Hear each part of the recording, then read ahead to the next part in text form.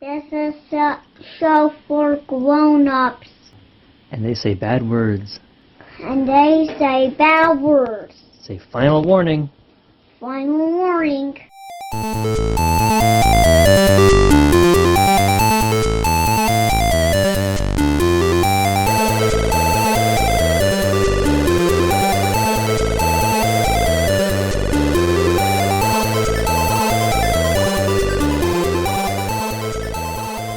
Hello and welcome to the Pod of Blunders. I'm your host, Nate Magnuski. And with me, as always, is my co-host, Richard Sullivan. Hey, guys. Jenna Magnuski. Oh. And Cory Medeiros. Heyo. Today is a very special day. So anyone who listened to last week's episode knows that we're launching our 5th edition campaign now. Like, this is actually happening. This is episode 1. We haven't played 5th edition since Heroes of Tara, 2 months ago, which isn't that impressive. But before that, not since the first 2 episodes that are apocryphal, that no one has ever heard. And no one ever will. Because they've been scoured from the face of the internet. Don't look for them. I forbid it. So to begin, I have a little introductory fiction to get us started. We begin this tale looking down over a stunningly green and beautiful world. Clear streams slice through ancient forests, and cloud-scraping mountains stand their eternal guard over the hills and valleys below. It looks perfect. Until we get closer. Ruins dot this landscape, evidence of a once great civilization reduced to rubble. Nature has done its best to reclaim these places, but even it cannot cover up all the scars of the past. Temples torn asunder, roads weedy and leading to nothing, cities and towns and villages abandoned for over 300 years. This is a broken world. Destroyed long ago for reasons lost to time. Broken, but not dead. Despite the odds, despite the challenges, people have managed to survive.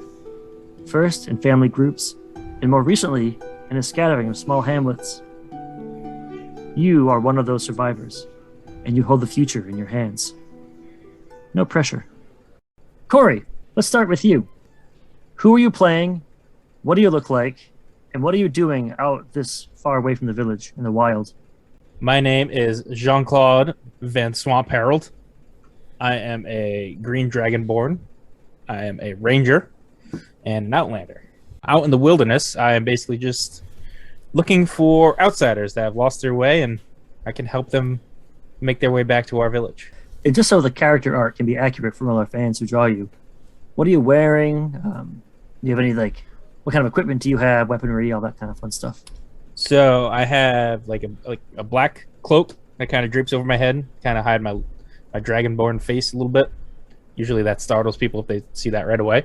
And then just regular leather-clad armor, a little bulky. Character's about 6 feet, 250 pounds-ish. Kind of nimble for dragonborn, being able to slip through the swamp pretty quick in and out. Short sword strapped to my hip, and then a longbow on the back. I try to primarily use the longbow. Short sword, just kind of close quarters. Very obviously a dragonborn. So it's early morning now. You've had a fairly restful night's sleep. You came this way because you saw smoke on the horizon. You're looking for evidence of where it came from. It's not there now. I don't know if you're up in a tree or on a little hill looking out, but you know approximately where it came from. And that's where we're going to leave you for now, scanning the horizon, having just woken up and packed up your camp. Richard. Yes, dear. Describe yourself, and what are you doing out here? Why are you searching this place? So my name is Merrick the Cleric. Of course it is. I'm a human. The role I was born to play. About 6'3", 215 pounds, leather armor, long black cape, weapons, whip, and a crossbow. Merrick's out looking for 10 or so people that went missing from his village about 2 months ago. You found little scraps and paths here and there. It's hard to follow even a group of 10 people through this kind of land. The land is very swampy and unforgiving.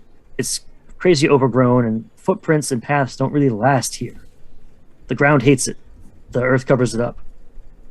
But you know your way around. You've been able to track this far at least. And you've just found a campsite. You see that there's remnants of a fire.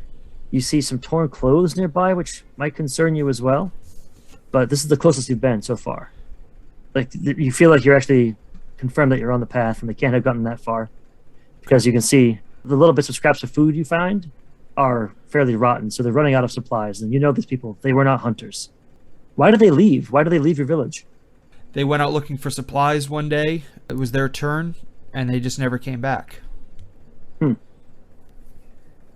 Now, are you close to anybody in this group of 10, or is it just a matter of they're part of your village, you need them because there's not many people, and you've been appointed to go get them because you're the strongest in your village or whatever? Yeah, I'm the best seeker in my village, and all life is important at this stage, so save whoever I can. Give me a perception check Okay. while you're hunched over digging into this fire for scraps. The first roll of the game, baby. So a 15 plus 5. Dirty 20, I love it. You feel the faintest vibration under your feet as the grass kind of flips up like a carpet. And you're able to roll to your side fast enough to see that basically the ground stands up. And what lumbers towards you looks like a giant mouth made of sod. There's very stout arms supporting it. Big white scars are crossing its black and gray body. It's got no eyes that you can see, but what it lacks in eyes, it makes up for in teeth. And is coming for you. We're going to pause there.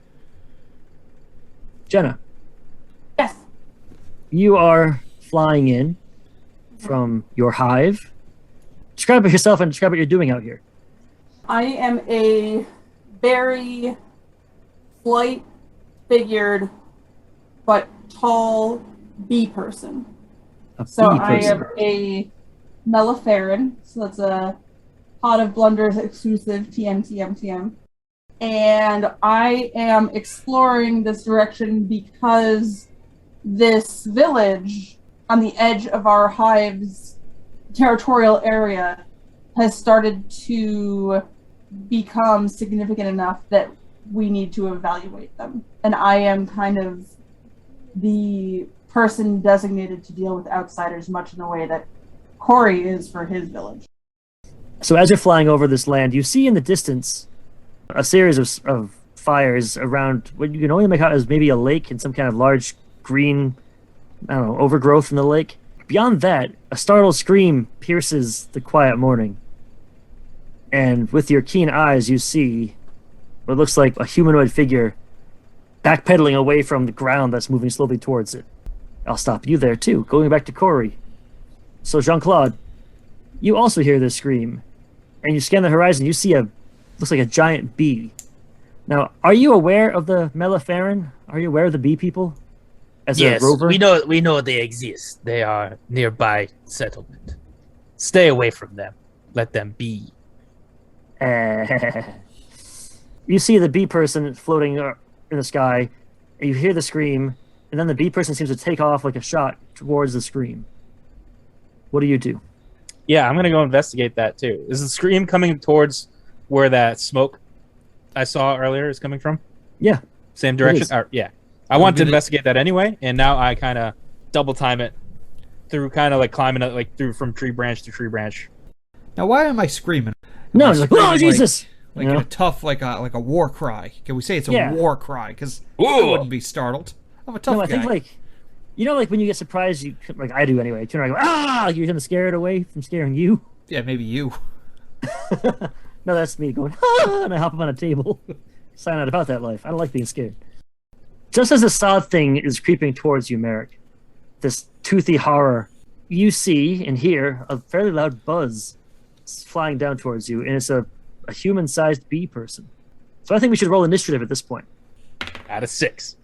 So 14. I got an 18. This motherfucker is so goddamn slow. This monster has like a -4 initiative. All right, we're starting off with... Jenna, you never introduced your character's name. Oh. My character is Uzili Javizlum. Perfect. We're just going to go with Uzili because, nope. Oobzilly. Levels. Okay, so you are up first. You see this tough guy getting his weapons out, ready to face this monster without any problem at all. So no tough. fear in his eyes, grinding his teeth, flexing his pecs. Terry Crews style, just popping them. He's not crying at all. Nope. I spilled mead on my pants, that's all. This monster peed my pants. I am going to cast Thunder Wave. A wave of thunderous force sweeps out from you. Each creature in a 15-foot cube originating from you must make a Constitution saving throw. On a failed save, a creature takes 2d8 thunder damage and is pushed 10 feet away from you. Jesus. On a successful save, the creature takes half as much damage and isn't pushed. So are you careful not to get Merrick involved in this blast, or are you like, hell with that kid? So Constitution save. Ooh, that's a nice 2. So yeah, he does not save there, so do your 2/8 damage, please. So 5 total damage. You rolled 2d8 and did 5 damage? Yep. You suck. It claps loud, it blows the grass back.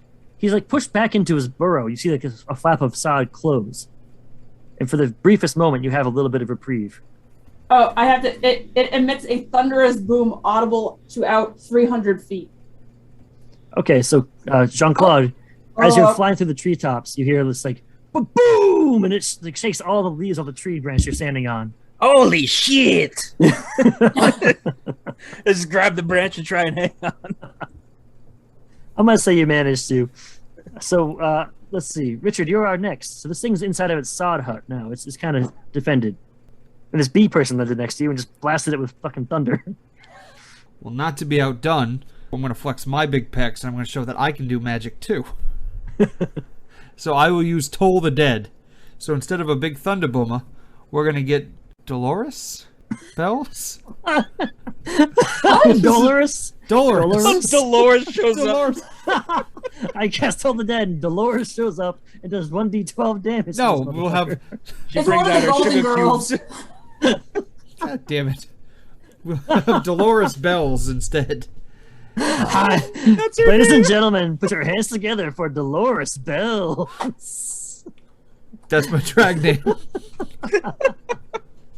You point at one creature you can see within range, the sod monster, and the sound of Dolores Bells fill the air around it for a moment. The target must succeed on a wisdom saving throw or take 1d8 necrotic damage. If the target is missing any of its hit points, it instead takes 1d12 necrotic damage.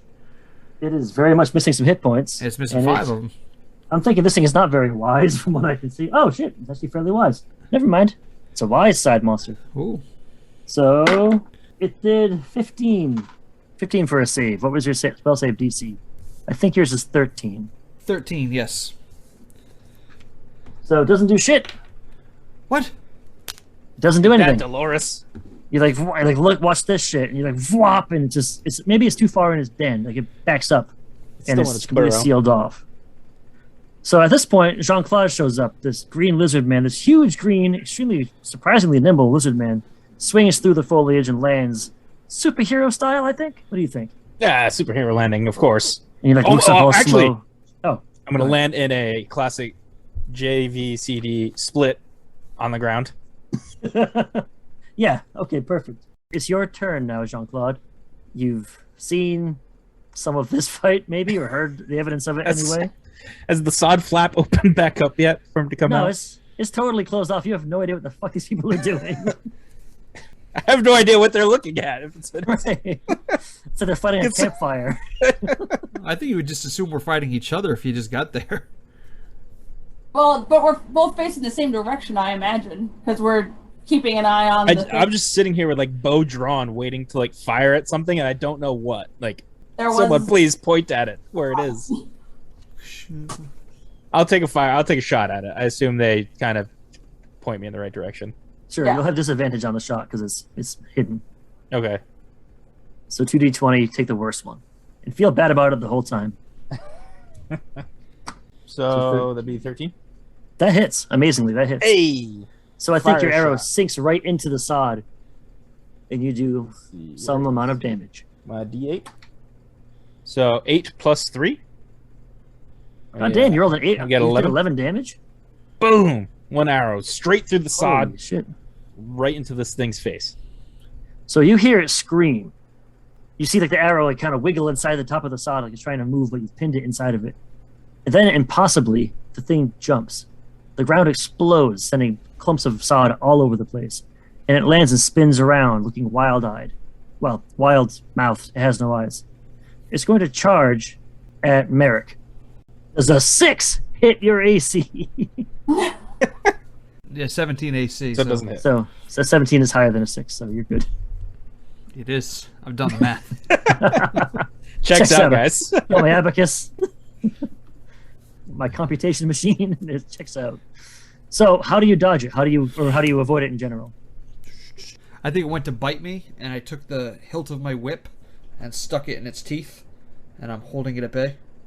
Nice. Let's go with that. And then now we're going on to Uzvili. Uzvili, he's got the thing not pinned, but it distracted at least, so you have a fairly open shot. So if you do an attack that has an attack roll associated with it, you'll have advantage. I'm going to take out my stinger-based scimitar. I'm going to use my shillelagh so that I can use my casting ability instead of my strength score to hit it. Okay, so you're going to cast Shillelagh on your Scimitar.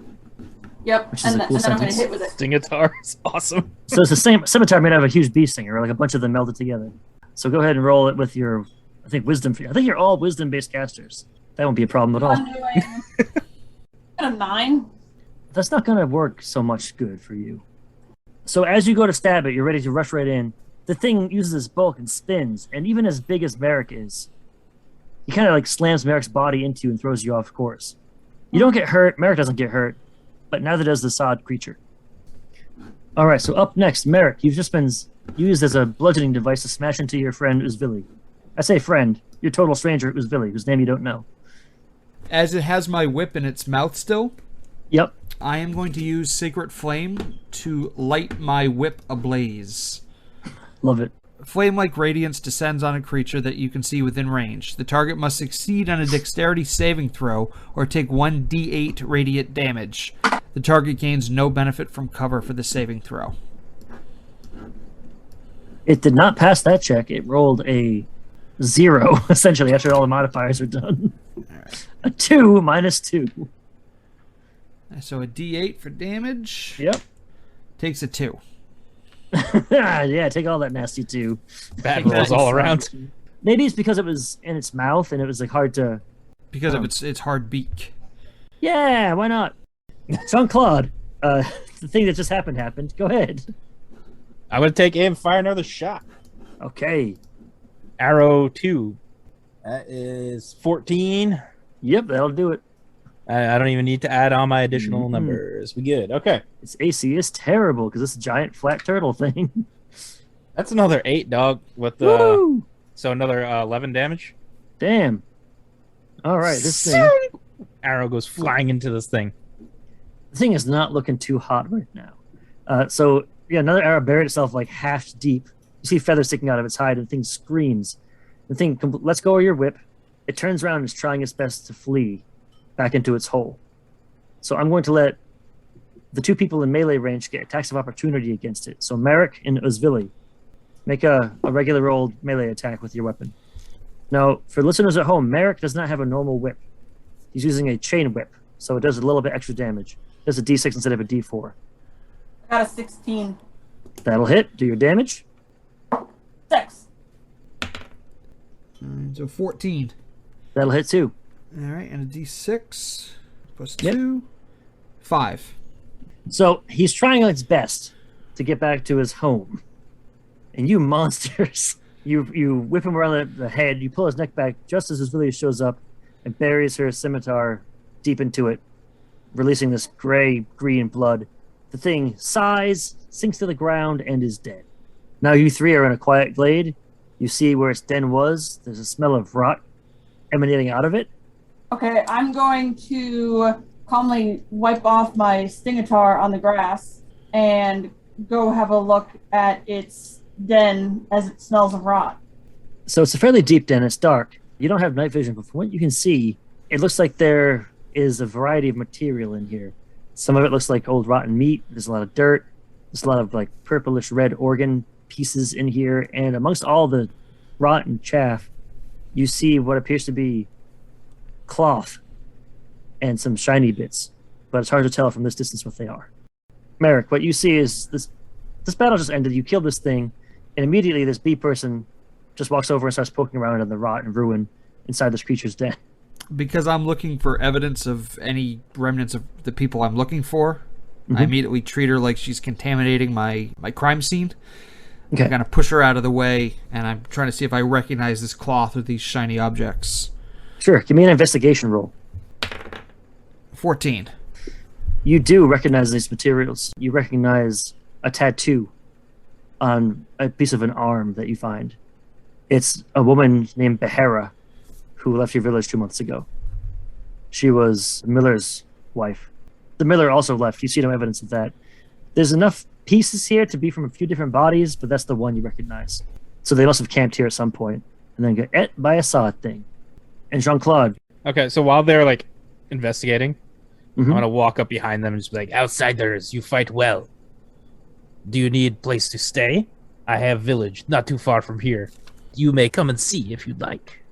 We have supplies, food, whatever you need." First of all, I don't trust Jean-Claude. You don't trust really anyone. I don't trust anybody. I don't trust you. I don't trust Uzvili, who I don't even know, and I don't trust her. She's contaminated my scene. I clearly had that sod monster defeated on my own. I didn't need her help. Or mine. No, I only did 22 points of damage. Yeah, but who had the final shot? And who saw it first? I had the final shot. Yeah, Why? only because I was holding it with my chain. Where is your hive? It is not hive. We live in the swamps. We have built houses into the trees. You can come see if you'd like. We are a very friendly village. I will decline his offer, say that I'm going to travel in a different direction, but secretly I'm going to stalk them back to the village so I can watch it from afar. The swamps are dangerous. If you follow me, you'll be much safer. I know my way around swamps. Whatever you say, human. Bee lady, would you like to join on our trip? Yes, lead me to your swamp hive. Very good. We shall go. Be quick. Many dangers out in swamp. Jean-Claude, is this the path you would normally take back? Is this the most direct route? Are you trying to confuse Uzvili so she can't, I don't know, follow? Or what's your No, path not here? quite. I'm normally, so my thing is I normally I want outsiders to come to us. I'm not really familiar with what goes on the inner workings of the village. I'm just kind of like, hey, you're our recruiter. Go out and bring people back. And then I still kind of live on the outskirts. I'm not like really part of the community in there. But I know like, hey, it's starting to thrive a little bit. And we got food. So Nice. I'm not worried about them having a trail back or not. So it's going to be like my normal path through. Okay. You have faith that you're going to be protected by the marshmonger. Yeah. So, Merrick, as you're following these people from a safe distance, what is different about this land than the land you come from? There's a lot more water, vegetation. Where I'm from, it's very dry, very desolate. I want you to give me a stealth check to see if you can avoid being spotted by Jean-Claude. And it's going to be, Jean-Claude, what's your passive perception score? Yeah, +5. So 15 for 15. you. So, Merrick, beat a 15. I cannot do that. I only have an 8. Okay. So we just hear him snapping on a bunch of twigs and walking in giant puddles. I'm inconspicuously whistling. Do you do anything with this knowledge, Uzvili and Jean-Claude, or you just kind of keep on going? He can do what he wants. I'm going to pretend that, like, we'll give him, you know... We'll give him a little bit longer. We'll Yeah. like wink at each other. He fought hard during that fight, so we'll give him a break. All We need to like give him a little ego boost that he's sneakily following us. After a few hours of walking, you end up at the edge of the forest. Uzvili, you see something that's kind of stunning to the eye. You realize the smoke and trees you saw before in that swampy area is one giant tree in the middle of a shallow lake. And when I say giant, I mean impossibly large. The trunk is at least 100 feet diameter. The branches are so thick and full of leaves that the village itself is in perpetual twilight. And even more stunning, the thing is moving, ever so slowly moving. There is no breeze. From this distance, Uzvili, you can see that there's a complete crazy maze of boardwalks and small houses and some larger buildings, all under the boughs of this tree. Thousands of torches, it seems. No, fuck that. Dozens of torches light up the perpetual darkness. And it's impressive. You had no idea, I don't think, that this village was so big. You see a few guards standing at essentially a drawbridge into the village. It's the one entrance and exit to the place. And there's a low palisade around the whole entirety of the lake. And they say, "Oh, it's Jean-Claude. Jean-Claude's back." Who is that with him? Hello, we are back. I bring warrior from the bee village. The guards there, they just have spears. They're wearing what essentially looks like thick bark for armor, kind of layered over itself. Picture what like samurai would wear, but very crude, made of bark, and they have just spears, no helmets. They look healthy. They look well fed. They're not dirty. I don't know if your hive has contacted any other folks, or if this is the first time, but if you have, these people are doing remarkably well, it seems. I want to look at the guard and say, there is another not too far behind us. You could probably hear him already. The guy kind of scratches himself and goes, "Yeah, I was going to ask you about all that noise in the woods. Like, have you heard the thunder thing? Have you heard some kind of screaming, some kind of like really like afraid screaming?" Some like really cool guy, like primal Haku. You mean Haka? What'd I say? Haku. How come it sounds different when I say Is that like haka and haiku put together? Yeah. 5 It's syllables, like a really- 7 syllables. Mark, the jig is up. Everyone knows you're following them. What are you going to do? He sets up like a pyrotechnics show, like a wrestler. Well, yeah, I was gonna use my sacred flame, and have like a pyrotechnics entrance, like boom, I'm here. Go for it. Why not? You gotta make him roll for it. You know what? And I hope it's a low roll. I'm just a benevolent DM, and I'm just a handsome DM. I'm going to give you a bonus cantrip. You get a cantrip called Thaumaturgy, and that's like your generic minor magical effects cantrip. Like, you want to make your voice real loud? Cool. You want the ground slightly vibrate? Awesome. Richard is Abracadaniel from Adventure Time. Actually, no. No, actually, one of these are actually kind of useful. Oh, you can't have it then. I'll take it back. I can instantly cause an unlocked door or window to fly open or slam shut. Yep. So rather than, as they're looking at me, I'll just slam their drawbridge back shut and then go back into hiding. It says door or window, not a drawbridge. You gotta be that literal. It's just way bigger than a door. Literal, it's like 10 times away. I can't let you move like 1,000 pounds on a whim. You don't know how heavy it is. It's probably made of like Birchwood. It's wicker. It's a wicker drawbridge. It can support like 25 pounds at a time. All right, if you're gonna be a dick about it, then I will cause a pyrotechnic sparkle show and come out of the woods and say, "It is I, Merrick, the cleric." At least he's not pretending to be subtle anymore. Welcome to the Marshmonger's village, says one of the guards. Come in, I guess. Should I state my intentions early? That's up to you. What would Merrick do? I want to take the arm that I found. You kept the fucking arm? Of course, it's a clue. Okay, Hannibal. Cool. No, I'm not going to eat it. I'm not Ryan. What's he gonna do? Take a photo? Exactly. Sketches, Jenna. You're a historian. No, because it has a tattoo that would be recognizable. The hand is just hanging out of his pouch, like on his back. Well, Merrick, you of course would know that her husband had a matching tattoo. That's how things were done in your village. Right. So I want to find the match for this tattoo. Have you seen them? So the guard looks at it, goes, "No. I mean, it's been like 2 weeks since we had anyone new, but no one came in with that." Kind of shrugs. Yeah, I still don't trust anybody. So if you don't trust somebody, you can always do an insight check to see if they're lying to you. You can try an insight check anyway. Okay. That's like your interpersonal investigation skill. Which is a D&D. +5 for me, so. Oh. 7. This guy is inscrutable. He's a master at deception. Or not. Who could say? Stone face. Not you with a goddamn 7. So you rolled a 2? You rolled a 2 + 5? Yeah. I'm rolling Nice. shit tonight. You need a new set of dice, man. Put that dice in the freezer and shatter it with a hammer. Hey, It's you the only gave way. them to me. You gave them to me. Ah! I gave you the Set. cursed dice. Now you must pass them on to somebody else. As you go into the village, it's surprisingly bustling. There are people walking on their business every which way. There's a lot of children. There's like what you would presume to be 20 children following one woman. And the woman, she's got dark skin, she has dreadlocks, and she sees Jean-Claude right away and rushes over to him. And right on her heels is this child. Looks maybe, you can't really tell, maybe it's a halfling or just young, or maybe it's a half elf.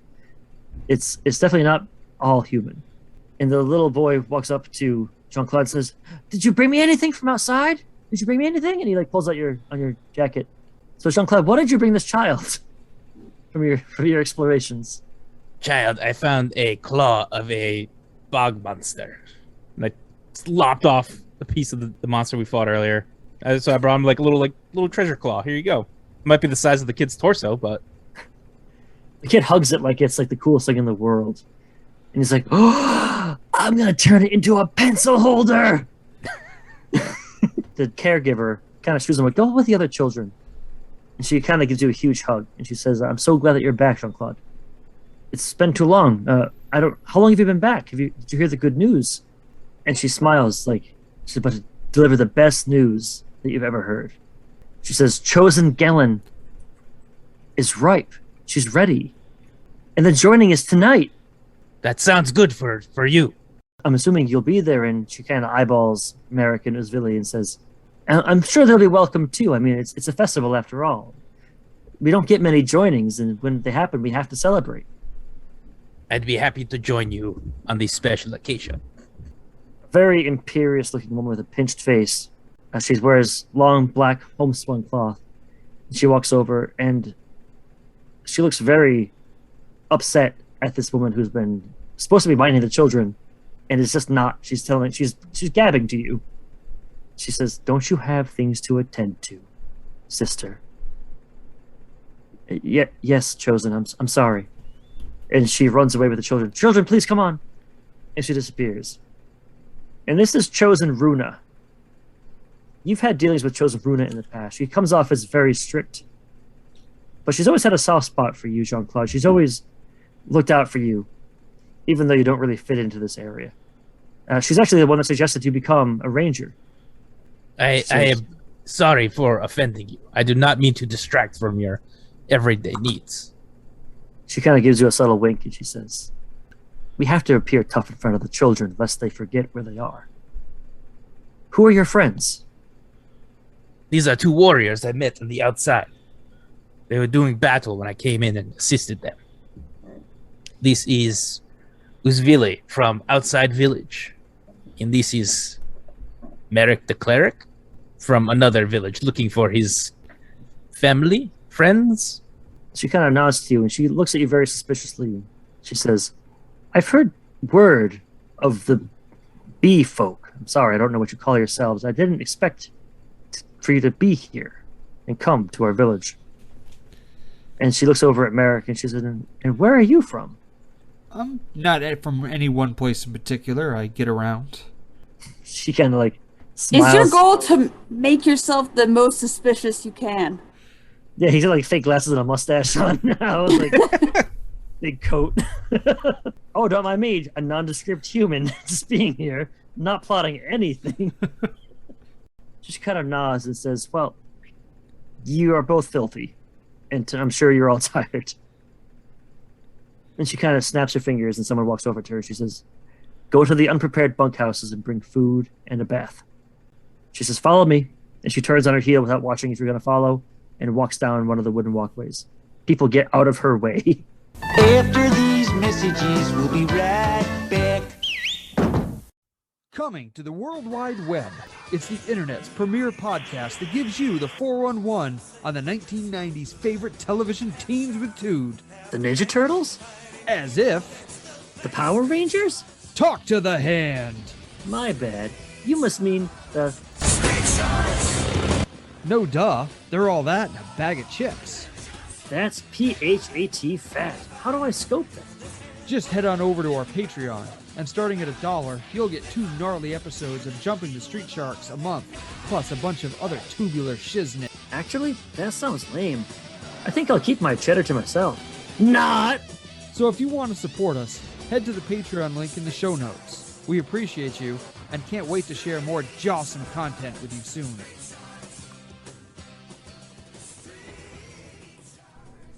I'm gonna look at Merrick and see how he is reacting. Friends, it is safe. Trust me. When somebody says trust me, that makes me not trust them.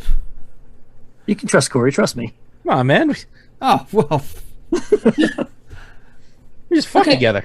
I didn't have to save you. Merrick seems hesitant, so I'm gonna go after her. The walkways here are strange. They go up over some branches, they go underneath others, they wind in odd directions. And every which way it leads to different buildings, different areas of communal importance, little strange gardens that are half floating in the water, growing some kind of ye olde hydroponic fruits and vegetables. And eventually you come to a place that looks like bunkhouses, these long bunkhouses that seem unfinished. And she turns to you both, well, all three of you, and says, "It's going to rain tonight. You may stay here for the evening, and we'll discuss business after the joining. I'm sure you have reasons to be here, and I'm curious to hear them." She turns to Jean-Claude and says, "Jean-Claude, you will stay here with them and answer any questions they have, and you will ensure they do not wander off and get into trouble." Yes, chosen. And right then, Porter comes with a bunch of food for you. And it's hot, and it's there. So I'm going to grab this a big handful of whatever it is. She kind of tucks at you. She goes, "We use tables and forks when we are in the village." I'm sorry. I'm so used to eating outdoors. "Yes, well, get unused to it. You're home now." And she opens the door and ushers you into this really rough wood. There's no beds or anything here. It's just basically a spot you can camp under a roof. There's a couple shitty tables and chairs. It has 2 walls, but not all the walls. And she turns it on. She goes, "I'll return in an hour to gather you for the joining." And the food's placed for you. A big tub full of hot water is brought in for you. And she leaves. Well, friends, dig into the food. It is a good treat when they serve us. And the food essentially consists of steamed fish, a couple strange berries that, Merrick, you have no idea what the fuck they are. It was Billy, you might recognize them, but you don't really eat berries, I don't imagine. I imagine, do the bee folk eat just honey, or do they eat other things? I was thinking that if I was going to eat anything, that it would have been the berries, because that would have, like, it's a sucrose, fructose thing. Like, I'm just doing the classic thing with the fish and put the whole fish in my mouth and just pull out the bone. He's Heathcliffing it over here. I like it. I'm just sort of like nibbling on a berry, like, and I ask, "What is a joining?" Jean-Claude, you would know this. A joining is when one of your people who's deemed worthy reaches an advanced age which they are no longer physically able to support the tribe. It's a great experience. It's a very celebrated day. It's a huge success. And the chosen are a very select group of people within the village who the head of the village has, as you may expect, chosen to be one of their leaders for a variety of reasons. So neither of you know what the fuck a marshmonger is. I don't think I want to stick around to find out what that is at this time, because I'm not eating this food, because it could be poisoned. I don't trust anybody here. I'm going to ask where the nearest bathroom is, and I'm sneaking off to investigate. So for bathroom, he kind of gestures over to the hole in the floor that is over the lake that is all around you. It's a squatty potty. It's just like a hole. Pick the corner you would like best. Well, I gotta no, it's open. It's down into the water. Well, I'm gonna excuse myself because I gotta do a messy 2, and I'm just gonna like jump over the wall. He's gotta go to the bathroom through the sky door. BRB 2Zs, and he just leaves himself over the fucking wall.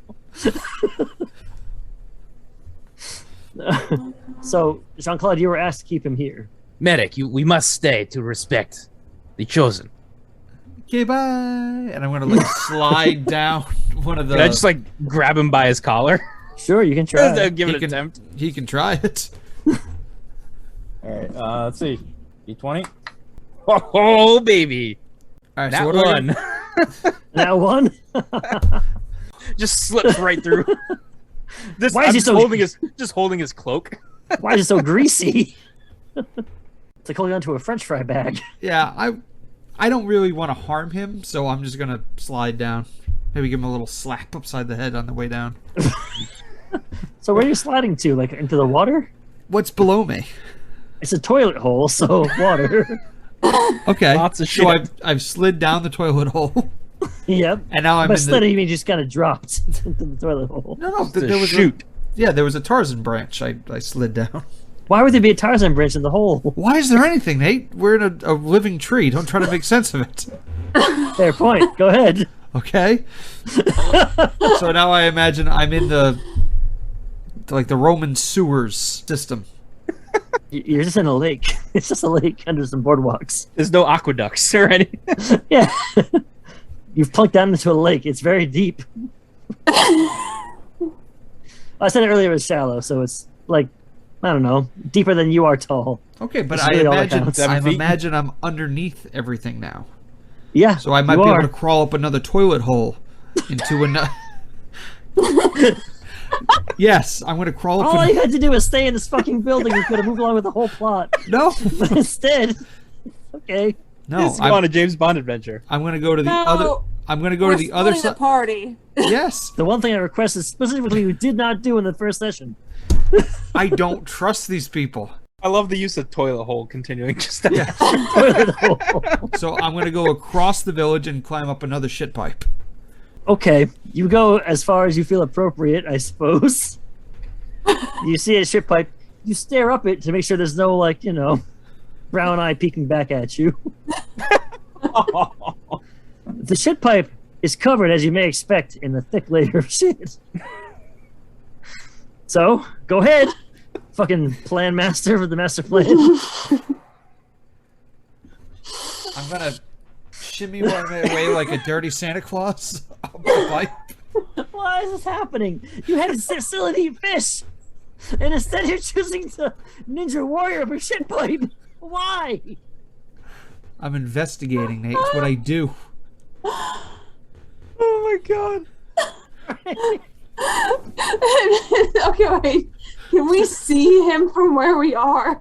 We're just watching the whole Yeah. time. Yeah, let's pause on Richard for a second. So you just saw this guy like. So Jean-Claude tried to grab him. He gave you guys a Just double whiffed. deuce and just like plopped himself down the third hole. So what do you guys do? What is Jean-Claude and Uzvili? What do you guys? This guy just flushed himself. And... This is not going to be good. I'm just gonna go start like cleaning myself because I just can't. I see you like, Like, you're just shrugging. Like, but not my fucking these are problem. clean people. No. How big of a drop was this? Probably like what, 10 feet at least. So not even Oh, that, I think it's higher than that. I was just saying not even that far. 347 feet. Did it splash He's dead up now. when he fell through? Yeah, you got Poseidon's kiss. Cory, if you're looking down the hole, Right in my face. yeah, And I'm just like, nope. like this is Nope. not my problem. I'm an emissary. I'm above this literal shit. So Jean-Claude, you were tasked to keep this man here. He was like, "Nah, bye." There's the ship pipe, and then there's openings on the side into the Yeah. water. It's not a completed room. I'm just Right. gonna jump over the handrail like a normal human into the water below. I forgot the fucking walls were missing. You had no reason to do this.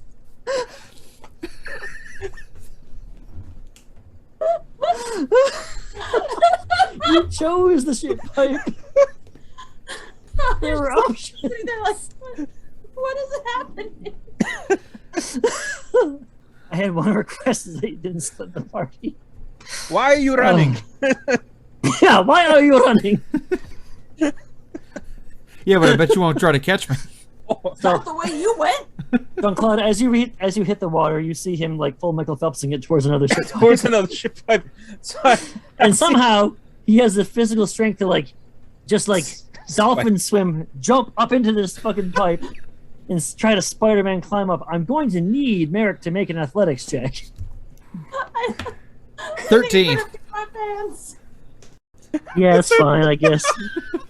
All right, so you managed to, like, nasty Spider-Man your way up this turd aperture. You climb out into this. It's basically a dinner hall, for lack of better words. Once you kind of part the curtain, you look around, and I want to like make this perfectly clear. You are covered in a significant amount of shit and piss, and you're soaking wet because you were in a lake. Okay, I want to make sure we set the scene. So now you're in this essentially a public restroom in a restaurant, covered in all this stuff. And you know what? No, I want to freeze you there, Merrick. Jean-Claude? What happened? I'm watching this amazing feat happen in front of me. This dolphin missile just shoot up the tube. And I'm thinking, maybe I could climb up the outside of the pipe and scale it. I don't know if it's just like any holdings I could grab onto. If not, I'm going to just go back up the pier and just kind of run my way back up. I was gonna say, like, just like jump back over a handrail and like walk in. Yeah, I'm gonna just see him go up it, and then I'm just gonna hop back like onto like I assume there's dock levels along that area. Stuff up on a dock. Yeah, grab up that, and then just kind of head back up. And I saw which room he went into, like I recognize it. Yeah, head back over there. All right, Merrick, you got a couple minutes here before Jean-Claude finds you. What are you doing in this restaurant's bathroom? What was your master plan now that you're soaked and covered in turd? To investigate. I have to figure out if my people are here, if I'm safe, what's really going on. So you're just gonna walk up to some people in a restaurant Just covered in shit. Be like, yo, is it cool here? He just whips out an arm. Do you recognize this? Well, not to the No, people it's all dining. covered in shit. He'd have to clean it off first. Not to the people dining, but to the kitchen staff. Always go What to the did they workers. ever do to you? So you walk out of the bathroom, trying to play it cool.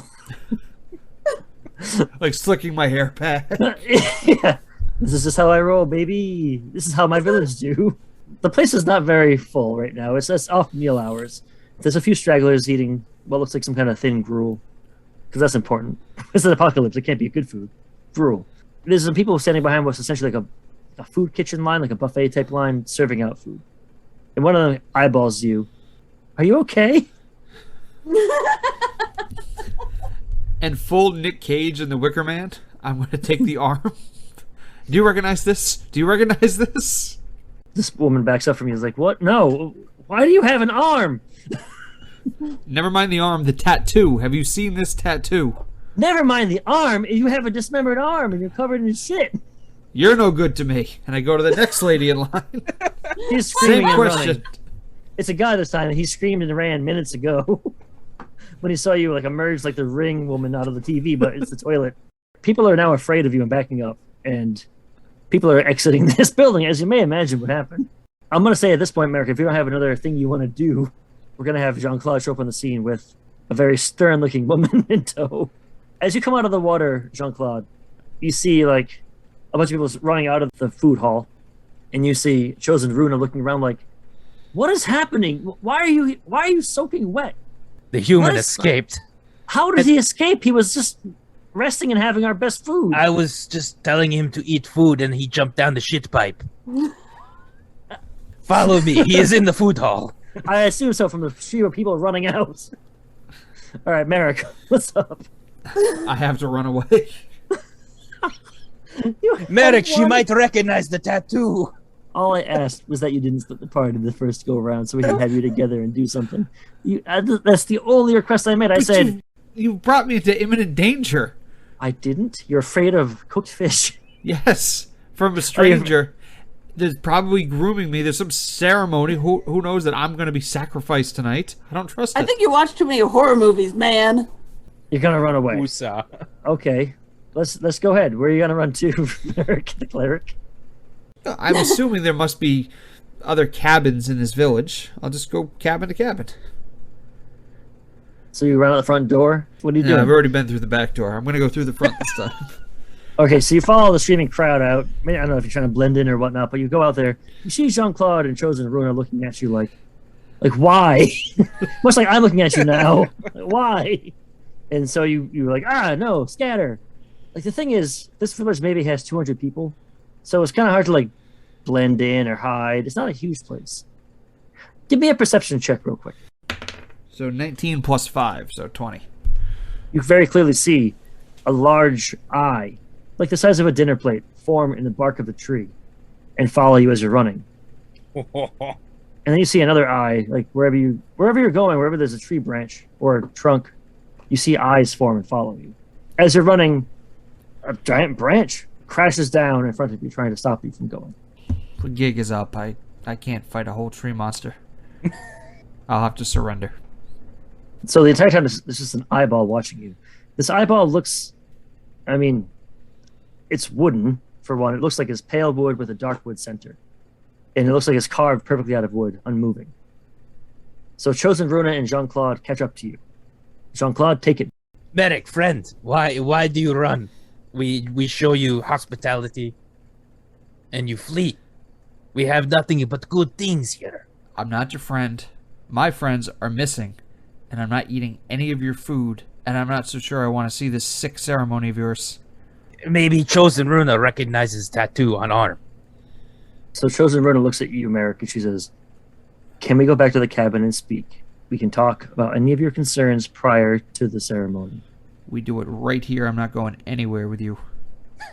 She kind of smirks at you with a little half smile. And you see the air around her condense and darken, and you feel this chill in your heart. Give me a will save. There's no will, there's wisdom. I'm sorry, wisdom. I was doing a 4th edition rule. You dumb Give me a shit. wisdom saving throw. 10. She kind of leans up to you and whispers into your ear, "Walk." And you feel this impossible to resist compulsion to walk and follow her. And the entire time back, she's lecturing you about embarrassing her in front of people and not making a good representation of yourself. And if you want something done, you have to go along to get along. And it's like the most scolding, motherly, matronly. She's not mad at me. She's disappointed. Pretty much. The worst. She uses my middle name. I mean, it's best. Like, how does she know that? She calls you Merrick the Cleric. Merrick the Cleric. Oh, no. I get that middle shit. I biffed it so bad. So you go back, and the door slams, and she's like, "I suppose you must be very happy that there's a bath for you here. Because when people visit our village, we offer them the highest level of hospitality we can." And then she kind of controls herself. She says, "We have no interest in harming you. Understand, you must have seen the eye watching you, and you experienced a branch coming down. Is that true? You were there. You saw it. And I want to make sure you saw it. That's the leader of our village. That is the marshmonger, the provider, the deific leader of our entire tribe. He protects us from everything. If you weren't welcome here, you would have been torn apart the minute you came. But that's not who we are. The food is safe." She goes over and she eats a big bite of the fish, and she takes some of the berries. "The water is safe. You are safe here. And you have questions. I understand that. And I want to help you answer them." And she kind of checks the doors and makes sure no one's around. And she says, "But not every place is safe to speak. Do you understand?" All right, so that makes me think that even she knows something's up. She kind of, so it was Villy. You just see, chilling here. I'm Yeah. nice and clean. All the I've got berries a are full gone. Belly. I'm very relaxed. the food's great. She had like a nice, like a honey mead brought to you as well. I don't know if you drink or not, but it's good food. You don't feel any ill effects. Yeah, I'm just not feeling too impressed by Merrick right now. Not doing the whole diplomacy shit too good there, champ. And she says, "I want you to see the joining tonight. It's an important ceremony for the village. And if you are to stay here to find the answers you seek, you're going to need to understand a number of things that will be revealed to you by witnessing. You are clearly not a trusting person. I can respect that to an extent. So why not stay and witness?" I'll stay here with my back against the wall. Don't offer me food. Don't offer me water. I will not take it. And I will wait right here until your ceremony. So she sighs. She says, fine. Jean-Claude, I do not wish to babysit anymore. you weren't given the option. And she turns on her heel and leaves. Ooh. I will never be allowed in the village again. Even if you don't trust them, you have to at least pretend like you do. You're calling too much attention to yourself. Well, I was supposed to be very sneaky, but I rolled poorly. Yeah, just like when you were sneaking behind us on the way here. Right, I can't... Look, I know what I want to do. The dice just aren't in my favor. I kind of want to just have like my character explain to them who like Chosen is to me, and just like, you know, I've been an outsider too, and I've never really been allowed in, but like she took care of me, so it's like I'm not that far off from you guys. I've never really been a villager. I've been on the outskirts, and for her to take care of me and take care of you the same way, like you should, you know, be fine. And I think I try to get in his head a little bit and say, well, if that's the case, they certainly don't treat you like one of them. You haven't been allowed to any ceremonies up until this point. The way she talks to you is very stern and very rude. You're tasked with collecting people and then escaping. If somebody who wasn't being held captive would just leave, you wouldn't say that they escaped. We want to make sure you're not causing a ruckus amongst the village. Like, we don't know what you're capable of either.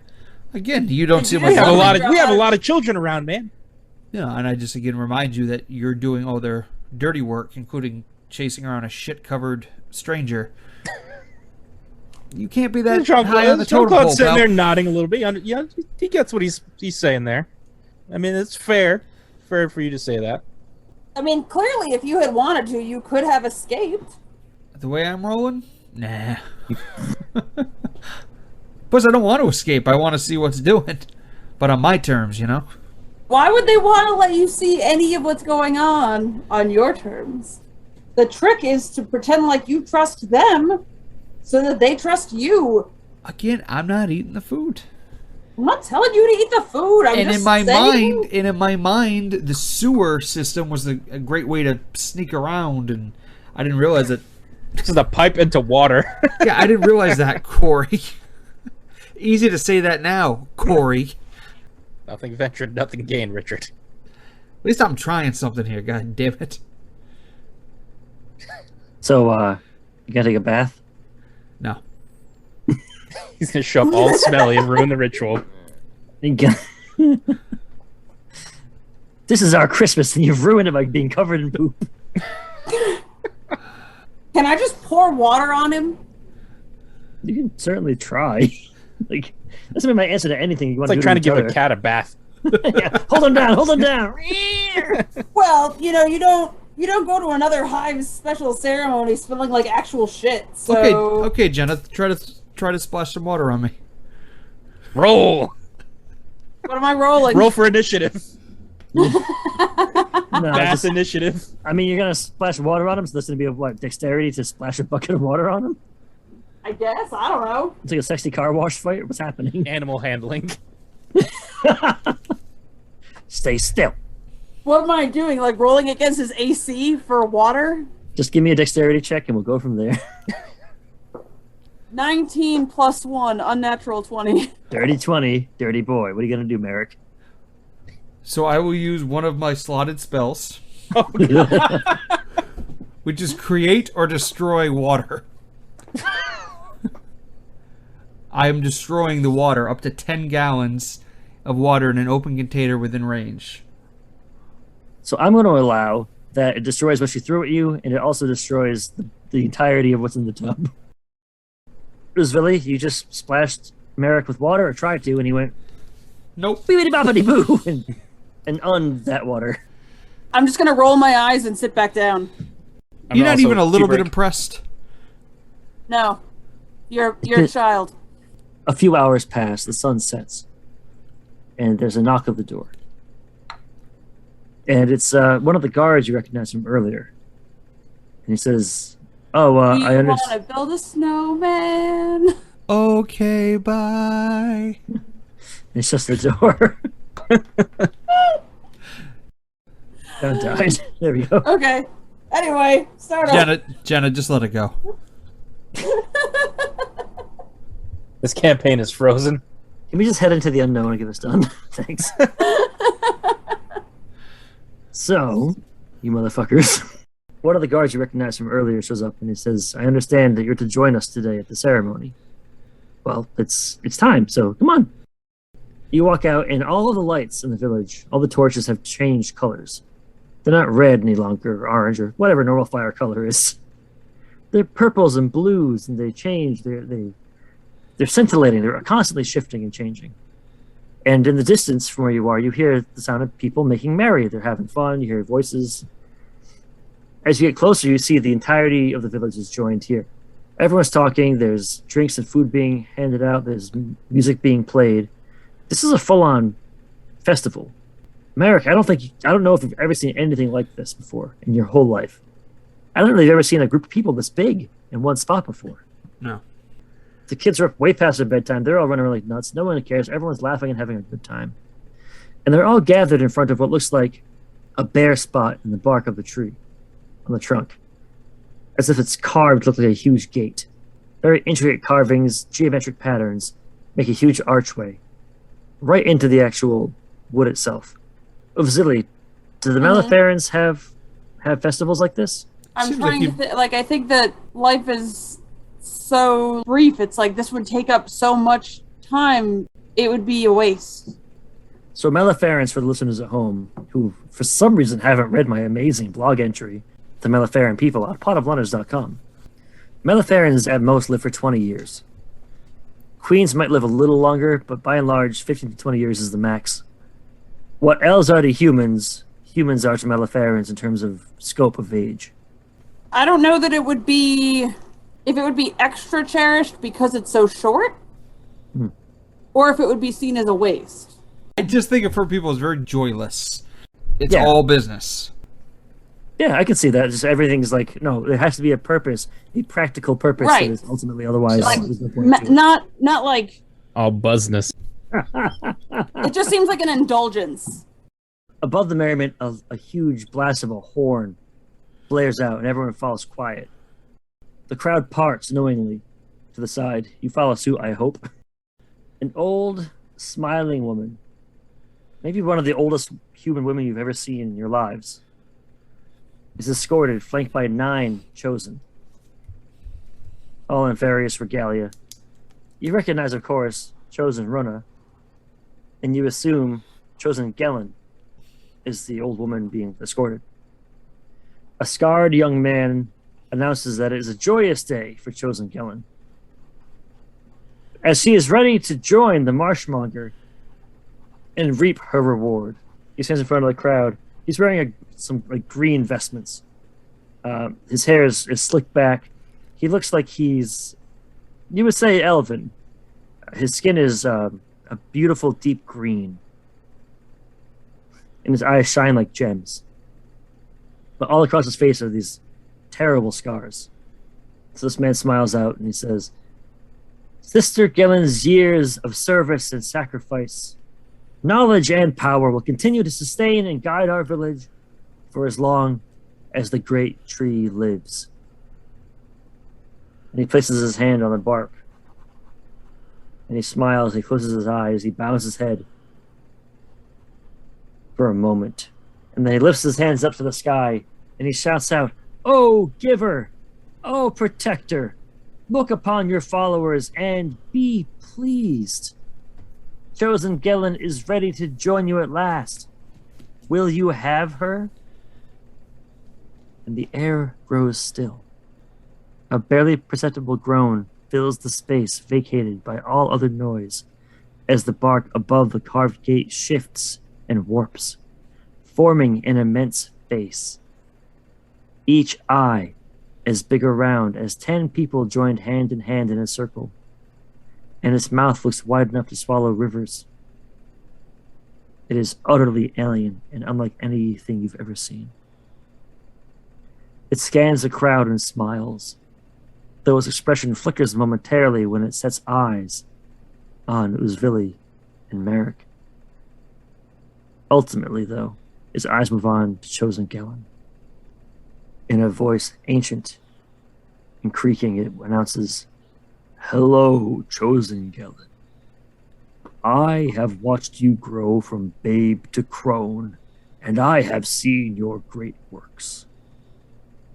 After your many years of service, I proclaim you ripe and worthy of the joining." And the crowd goes absolutely wild. They scream, they shout, they're cheering. People are openly weeping. And inside the gate, the wood ripples and parts as if it were made of cloth moved by some unfelt breeze. Inside, a thrumming green light flashes and spills out over the crowd. Chosen Gellin, her eyes filled with tears, turns to the crowd and says, "It has been an honor, but now I am ready to achieve the highest honor." She smiles and looks at people in the eye around her. She holds the hands of her fellow chosen and says, "May you all feel as happy one day as I am in this moment." She scans the faces of everybody gathered one more time, smiles and nods, and she turns her back to them and walks into the light. The shifting, rippling wood seals behind her, and the light stops. The marshmonger looks out into the crowd once more. "Today is a cause of celebration, my children. One of your own has gone on to her ultimate reward, earned through a life of service. Thus, the wage of loyalty is paid. Thus is the path of righteous devotion. Now, return to your homes and know that in this place you are safe, that you are cared for, that above all others you are cherished." And then the face melds back into the flat bark and is gone.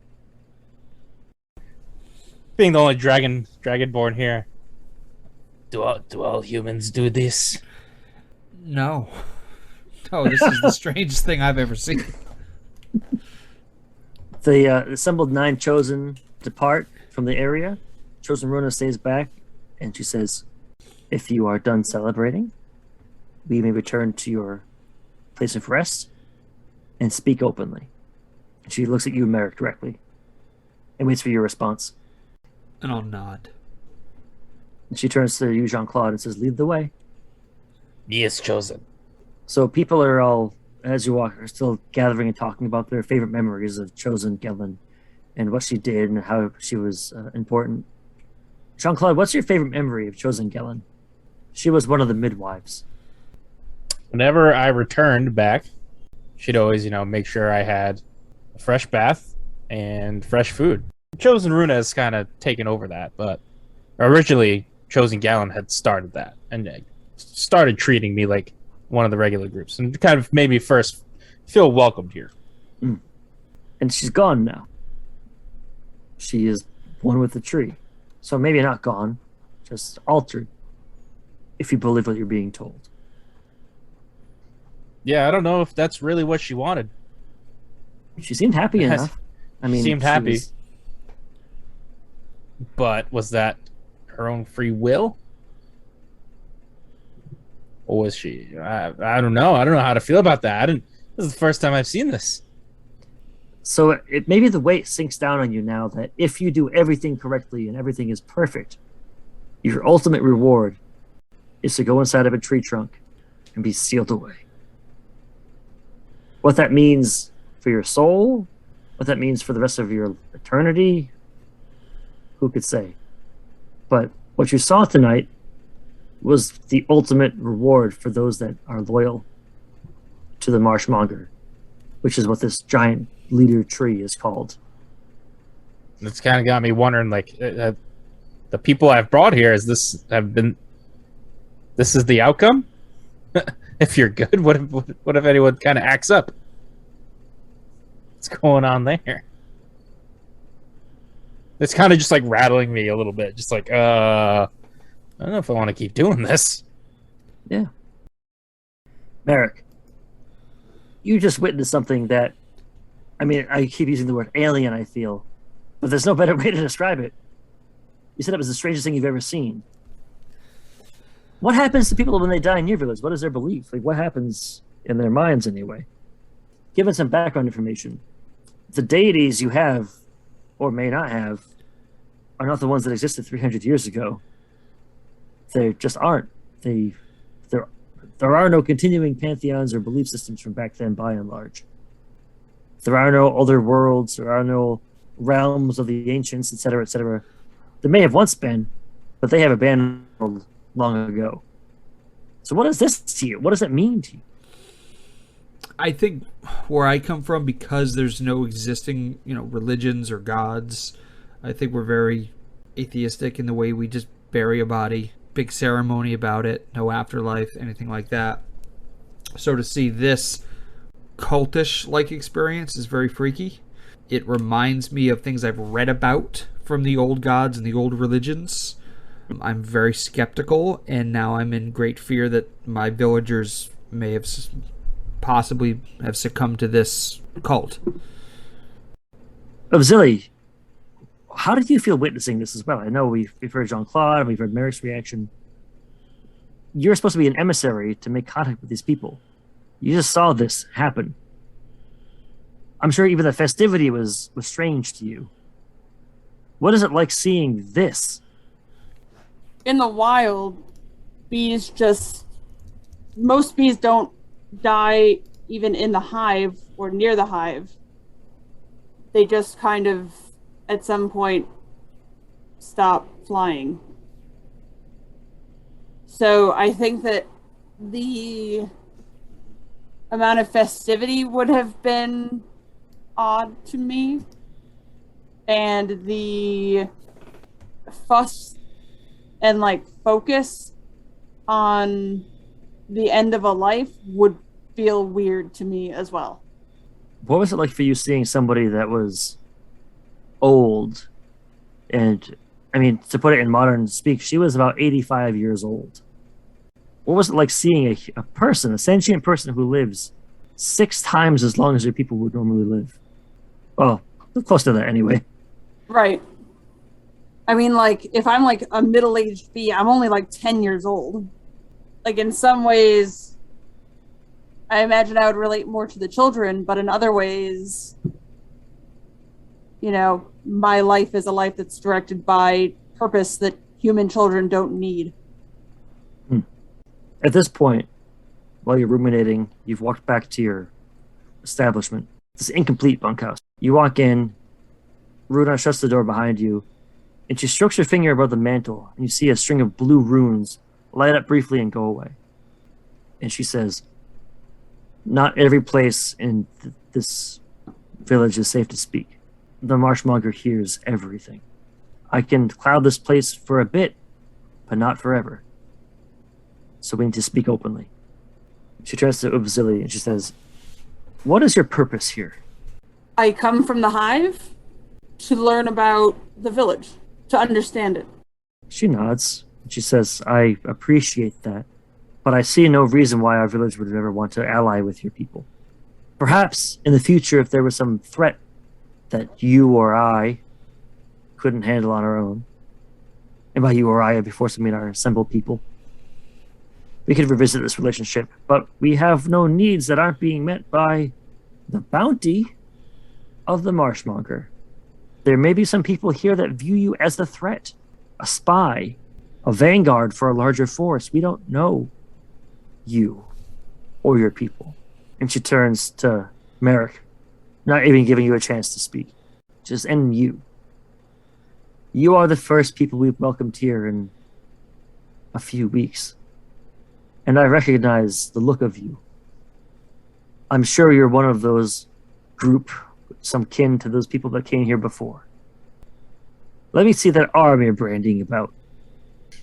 She nods. She goes, "I have seen this mark before.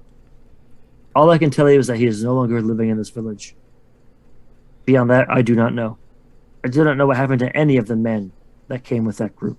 But I can tell you, the women are here. They're being taken care of, and they chose to be here. As much as they were able to choose. Where are they? She kind of nods and considers her words very carefully, and she says, they are with the others who are at the age where they can bear children. If you go there and you disrupt that at this point, as an outsider, I can guarantee you one thing. You will be killed. I'm cautioning you, and I know you don't have any reason to trust me, but I need you to understand. If you want to find the truth, you need to prove yourself worthy and decide to settle here. And once you are accepted, you may find the truth you're looking for. You saw what I saw tonight, and you understand part of the power of the Marshmonger. And if you run in now and disrupt things, it will not end well for you or the women you seek. Do we understand each other? This Marshmonger is the benevolent force you believe him to be. Why would you hide our conversations with your runes? She smiles. I knew I liked you. This place is safe to an extent. It's secure to an extent. But it is not as people should live. The Marshmonger does a lot of good here. He does. I've never seen another village or heard of another village as large as this one. As safe and secure and fed as this one. But these people don't know what they're missing out on because they've never had freedom. Do you understand? You know this is wrong. I'll ask you a question. Where you come from, do you have to go hungry sometimes? Often. Are you afraid of roving predators, be they humanoid or other? That's a consistent problem, yes. We have no such problem here in this village, but there is a price to pay for safety and security. And people are more than willing to pay this price because they do not understand any other way of living. Hence the number of children here. You teach them young, and they grow, and they understand. Of course they know another lifestyle. You just said that women from my village are here. They knew another lifestyle. Once they are done, and the runes flicker on the doorway, she goes, we will have to have this conversation at another time. She turns back to the Vasily. She says, I need you to understand, this is a controlling place with a strict hierarchy, rules, traditions. For better or worse, many tolerate it because these things mean safety and a confidence that tomorrow will come. And when it comes, there will be food and water and friendly faces. For better or worse, many tolerate this because they know nothing else.